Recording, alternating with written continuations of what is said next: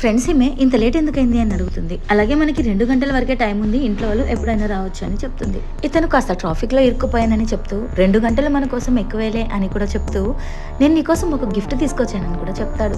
అయితే త్వరగా చూపించు, చాలా ఎక్సైటెడ్ గా ఉంది అని ఈమె అడుగుతుంది. అతను తీసిన గిఫ్ట్ ఏంటంటే ఒక గోల్డ్ చైన్ ని ఈమెకి తీసుకొస్తాడు. అది చూసి ఈమె అన్హ్యాపీగానే కనిపిస్తుంది. ఇతను ఆమెని గిఫ్ట్ నచ్చలేదా అని అడుగుతాడు. ఈమె బానే ఉంది, కానీ మా డాడీ నాకు ఇలాంటివి కొనిస్తూనే ఉంటారు. నాకు గోల్డ్ చైన్స్, డైమండ్ రింగ్స్ ఇలాంటివి చాలా కొనిచ్చారు. అందుకని ఈ గోల్డ్ చైన్ నాకు పెద్ద విశేషంగా అనిపించలేదు.